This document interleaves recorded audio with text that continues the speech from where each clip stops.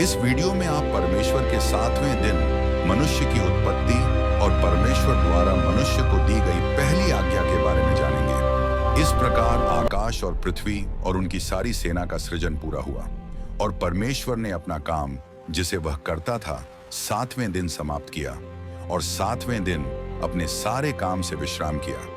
और परमेश्वर ने 7वें दिन को आशीष दी और उसे पवित्र ठहराया, क्योंकि उसमें उसने अपनी सारी सृष्टि के काम से विश्राम लिया था।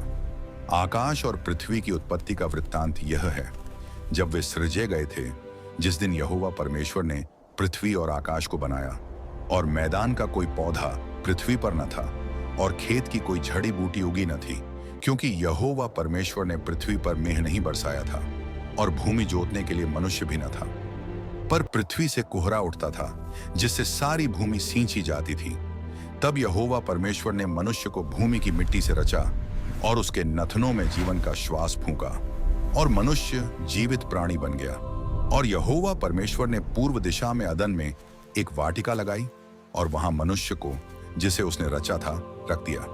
और यहोवा परमेश्वर ने भूमि से हर प्रकार के वृक्ष जो देखने में मनोहर और खाने में अच्छे थे उगाए, और वाटिका के बीच में जीवन का वृक्ष और भले और बुरे के ज्ञान का वृक्ष भी लगाया। और एक नदी अदन से वाटिका सींचने के लिए निकलती थी और वहां से आगे बढ़कर 4 धाराओं में विभाजित हो जाती थी। पहली धारा का नाम पीशोन है। यह वही है जो हवीला के सारे देश को, जहां सोना मिलता है, घेरती है। उस देश का सोना उत्तम है, वहां मोती और सुलेमानी पत्थर भी मिलते हैं। दूसरी नदी का नाम गीहोन है। यह वही है जो कूश के सारे देश को घेरती है। तीसरी नदी का नाम हिद्देकेल, दजला, टाइग्रिस है। यह अश्शूर के पूर्व दिशा की ओर बहती है। और चौथी नदी फरात, यूफ्रेट्स है। तब यहोवा परमेश्वर ने मनुष्य को लेकर अदन की वाटिका में रख दिया कि वह उसमें काम करे और उसकी रखवाली करे। और यहोवा परमेश्वर ने मनुष्य को आज्ञा दी, वाटिका के हर वृक्ष का फल तू स्वतंत्रता से खा सकता है, पर भले और बुरे के ज्ञान के वृक्ष का फल तू न खाना, क्योंकि जिस दिन तू उसका फल खाएगा तू अवश्य मर जाएगा। But of the tree of the knowledge of good and evil you shall not eat, for in the day that you eat of it you shall surely die.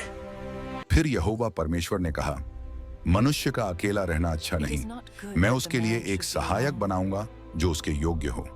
तब यहोवा परमेश्वर ने भूमि से सब वन पशुओं और आकाश के सब पक्षियों को रचा और उन्हें मनुष्य के पास ले आया कि देखे वह उनका क्या नाम रखता है।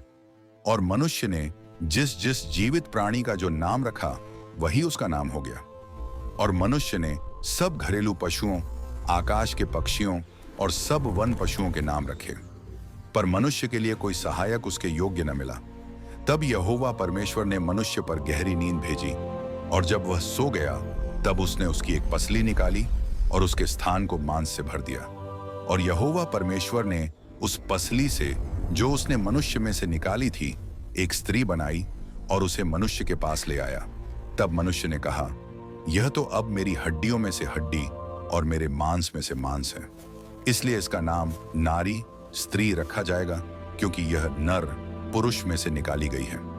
इस कारण पुरुष अपने माता पिता को छोड़कर अपनी पत्नी से मिला रहेगा और वे एक तन बने रहेंगे। और मनुष्य और उसकी पत्नी दोनों नग्न थे, पर वे लज्जित न थे। बधाई हो, क्योंकि आप उस मनुष्य की संतान हैं जिसे परमेश्वर ने अपने हाथों से बनाया। इसलिए आपको परमेश्वर का पुत्र पुत्री कहलाने और उसकी संतान होने का अधिकार प्राप्त है। यदि आप हमारे चैनल ऑडियो बाइबल बाय अमन के माध्यम से इसी प्रकार बाइबल के पवित्र वचनों से जुड़ना चाहते हैं, तो कृपया हमारे लिए प्रार्थना करें और हमें अपना समर्थन दें। धन्यवाद। आमीन।